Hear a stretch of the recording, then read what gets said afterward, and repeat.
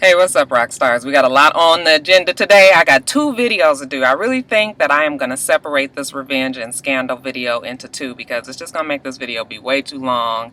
And I think they are good enough shows where they both deserve their own, recap. I'm dropping reality recap this week because it's my channel and I can do that. So, revenge. Wasn't it good? I told y'all, right? I told you guys that it was a good show. Let me kind of clear up a few things before I get started on the video. First of all, I did know that the show is filmed in the Hamptons. I know I said Martha's Vineyard last week, and it was because I was talking to my boss, who just happens to be a very, a pretty wealthy, rich white man, and he has property in Martha's Vineyard, and we were just talking about it like literally a few minutes before I had did the video. So that's why Martha's Vineyard was all up in the brain. I know it was the Hamptons. Y'all know y'all show did remind me. Y'all don't have no problem correcting me. I love y'all for it, though. But what I didn't know, what I didn't remember actually, was that Emily's mother was still alive, or at least she didn't die back when we thought that she died when Emily was a little girl and all of that. So this new season now looks like it's going to be all about Emily trying to figure out what happened with her mother. So with that being said, let's get to the review. Okay, so you guys know how I do my videos. I kind of try to keep the storylines in order. It's really hard to do with both Revenge and Scandal because they hop around a lot, but I'm still going to try to piece it, kind of unravel the way it was shown and kind of piece the stories together so it makes more sense and I'm not just jumping around in the review. Let's talk about Emily and the Japanese guy and oh boy. Okay, so Emily, like I said, 3 months before this actual episode is supposed to be taking place, it shows that 3 months beforehand that she was in, I'm going to assume that she was in Japan or overseas somewhere, and she's with the Japanese man, the one who was like her mentor from her growing up and all of that, and some other guy, and she's in the water, and they're conducting like some kind of mental strengthening exercise where she is trying to figure out how she can get unchained from this log. So she's in the water, she's thrashing around, she's chained to this log underneath the water, and the Japanese man and the other guy is watching her. She can't figure out how to undo herself, and then once while she's underwater, it starts to unlock some memories about her mother. All of a sudden, she sees like a flashback of her mother and her when she was little and they were swimming in the water. And I guess because she's starting to see this, she's not thrashing around anymore. And it alerts the Japanese guy and the white guy. I guess the Japanese guy sends the white guy into the water to get her. And, she's pissed because she was just like, I was just about on to, remembering some things about my mom. Like, why did you guys come get me out the water? And, the Japanese man, he got some old, Confucius way of talking and telling her, basically that she don't need to be trying to figure it out and all of that. And, Emily's very headstrong and she ain't with that bullshit. Now, she want to know what happened to her mama. She went on ahead and whooped the old white guy's ass real fast because he got a little beside himself, thought he was going to do something. She was just like, listen, I'm going to find out what was going on with my mama, and anybody that tries to stop me, basically, I'll whip their ass, okay? And she looked at the Japanese guy, too, like, yours, too. And, I was just like, all right, Emily, because y'all remember last season when she got a little too big for her britches, and she got her ass whooped by old Japanese man right in her own damn house, okay? She really thought she was fixing to do something. He went on ahead and knocked her ass around real fast, remind her, like, don't be writing no damn checks that your ass can't cash. So, fast forward 3 months later, they're in the Hamptons, and Emily is determined. She wants to find out what's going on with her mother. Where's her mother? What happened to her mother? Like that. She goes and meets up with old Nolan, and I'm gonna tell you guys what, Nolan was looking really, really good. Don't Nolan kind of look like a combination, like a love child between Ellen DeGeneres and Justin Bieber? Like if the two of them was able to get together and have a baby, they would have Nolan. Nolan went and cut his shag, and it just totally changed like the structure of his face. It's funny what hair can do to your face, okay? Because Nolan looked totally different. At first I was like, is that Nolan? Then my daughter was just like, is that a woman? It was so funny. He was almost pretty, wasn't he? But anyway, she goes and finds Nolan, and it's like the dream team, Nolan and Emily. Them two, they both so underhanded and schemy that they just work real well together. Nolan is just like, listen, I'm selling my house, because after Nolan got ripped a whole new asshole last season, remember he got beat up in his damn house? I guess he has decided that he don't really want to live there no more. So he put his house on the market, and Emily's like, hey, you know what? You can come on and live with me. And it works out fine because I need your technical experience anyway.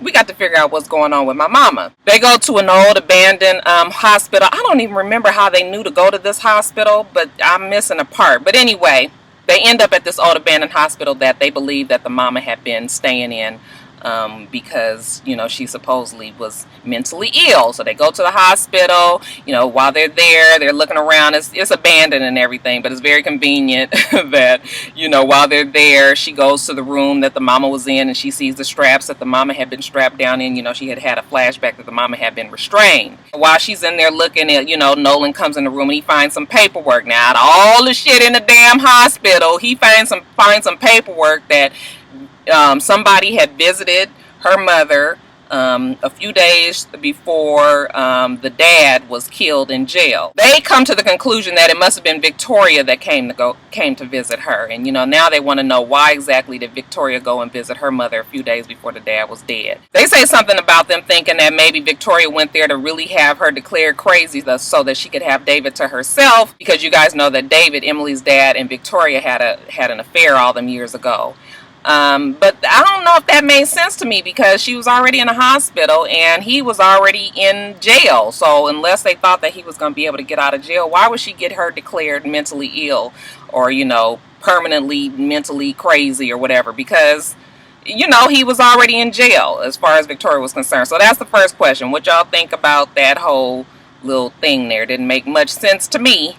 Maybe it'll come up again in, future episodes. Now, I want to touch on the Emily, Jack, and Amanda dynamic. At the end of last season, you guys know that Emily was going to tell Jack everything that was going on, why she was in the Hamptons, what she was in the Hamptons for, who she really was. And at the last minute, Amanda came back into the scene and kind of fucked up the whole little program. Now, I ain't got time to be telling you guys what was going on with Jack and Amanda and Emily and all that. I gave y'all a little bit about it last time. Y'all really need to try to get on Netflix, take advantage of the 30-day free trial that they got, and really catch up on the episodes. It is entirely too much to be explaining. So at the end of last season, when she was going to tell Jack what was up, well, Amanda shows up with a 4-month belly in tow. And let's talk about Amanda for a few minutes, shall we? Amanda is looking good as well. I was like, okay, you see what happened when you get a little money. You get on the show and the shit is a hit, then you get a little money and then you fix your shit up. So Amanda looked like she lost some weight.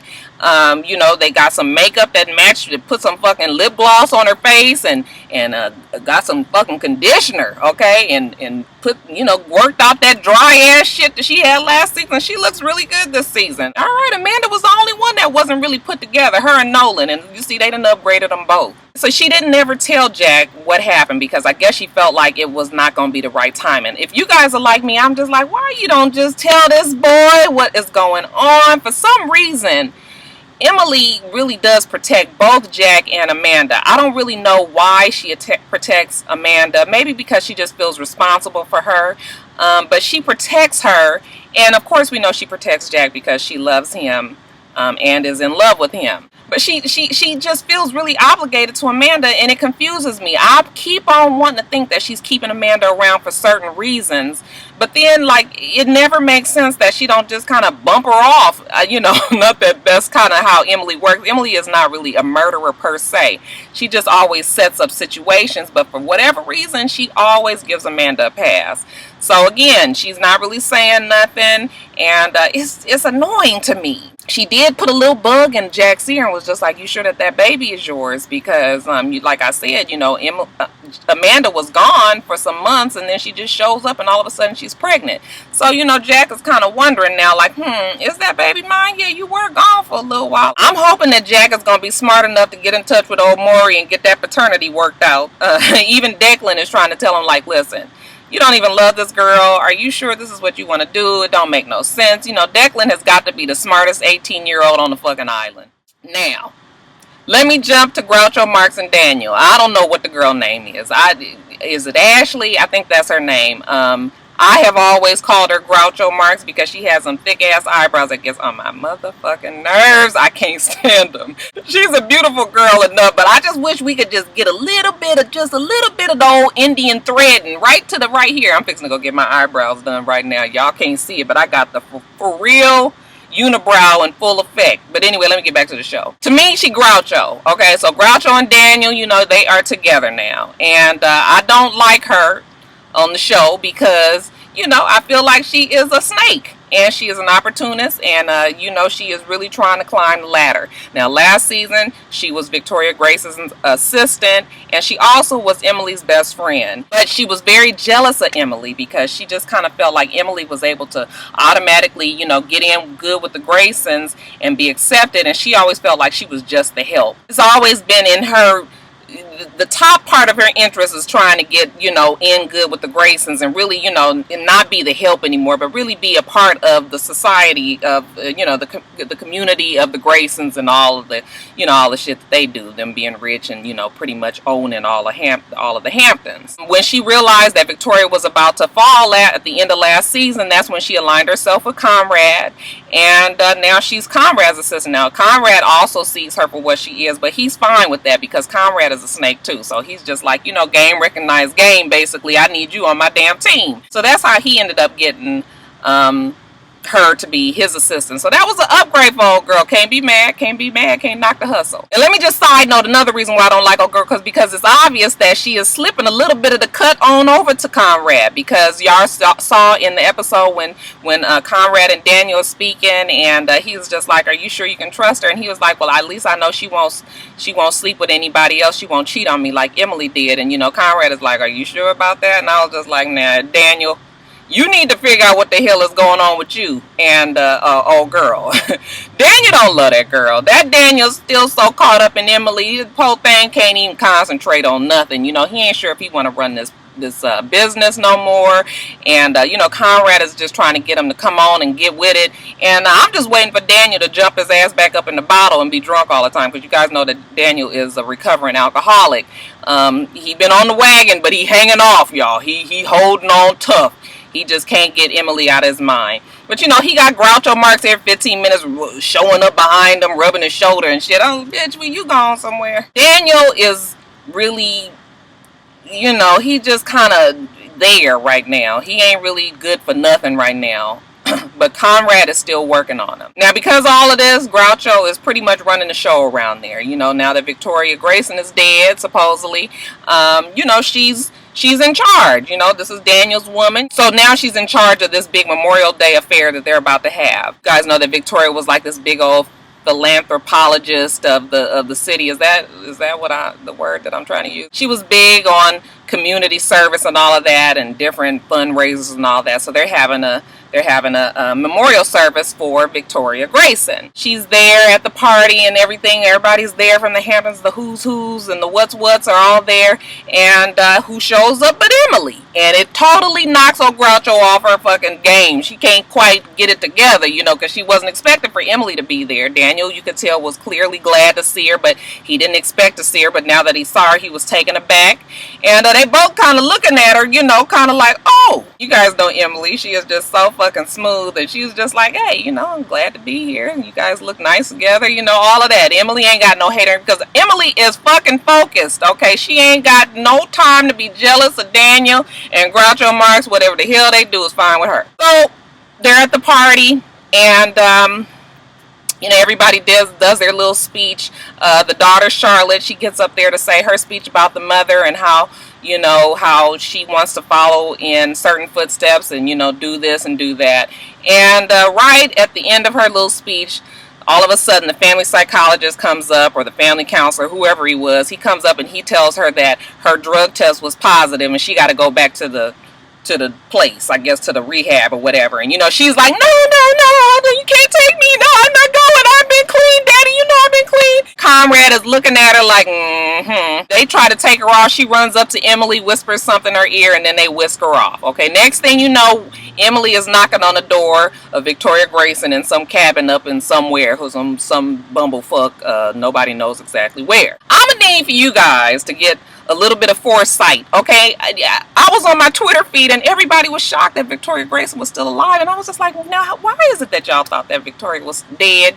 Did you really think that the child was for real dead from last season? She's a main character. She's like the exact opposite of Emily. They play off of each other. There's no way that the show will work if Victoria Grayson was gone. So I'm gonna need y'all to open it up a little bit, okay? Let's think a little further out the box. Okay, because when y'all was all acting like y'all was surprised that Victoria Grayson was still alive, I was like, what the fuck is wrong with these people?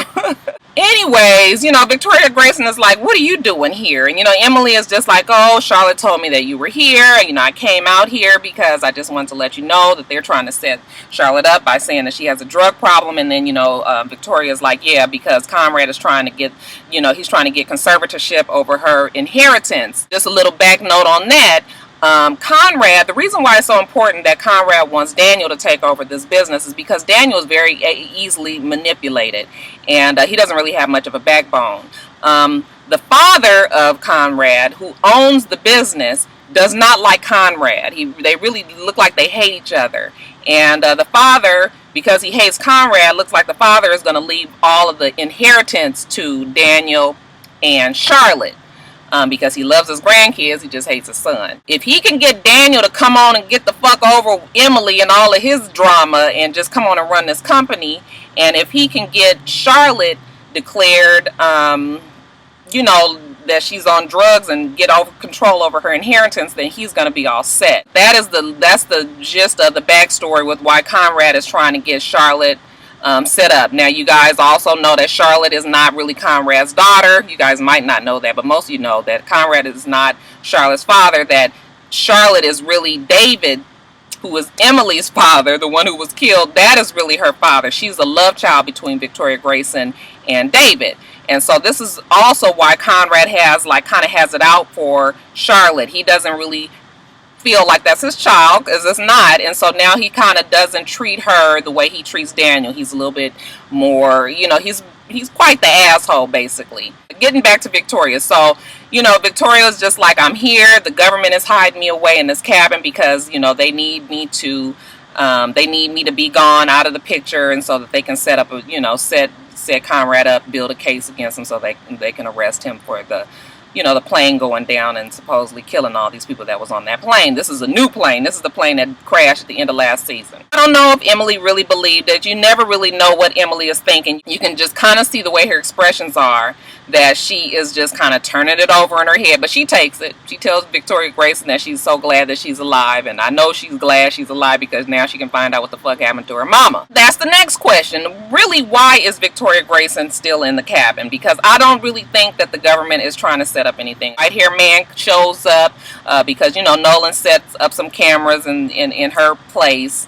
Don't really know how he do it, but that's what's the beauty of Nolan. Nolan just does it. We don't really know how, but he does it. One night when Emily and Nolan are at the house just looking at the computer, just kind of checking up on Victoria, white hair man shows up, and him and Victoria are discussing how, you know, what they're going to do about Emily. You know, the fact that Emily knows she's there and what they're going to do. So that's the only one kink. White hair man from last season, I never really thought he was loyal to anybody. I think he had his own agenda. He just kind of goes with the flow, because even when he and Emily, you know, got to fighting last season, she clearly could have killed him and she didn't. So, I mean, it's something more to this white hair man and all that. I think that Emily left him alive because I think she knows she still needs him. They see in the video that white hair man is, Victoria's basically like, going to take care of Emily, and white hair man is like, you know, okay, I'm gonna do that, and Emily is like, good, let them come, I got something for their ass. Alright, you guys, so that is it. That's the review for Revenge. I'm telling you guys, I love this show. It is so much that has happened, though. It is really important, if you guys can, try to, you know, look at last season so you can just kind of know what's going on. Alright, I got another video to do. You guys remember to rate, comment, and subscribe to the channel. I'm itsrox. The channel is for itsrox. Everything else I do will be in the bottom bar below. All right? All right. So I hope that you guys have a wonderful, wonderful rest of your day, and I plan on doing the same. Until next time, Roxstars. Bye.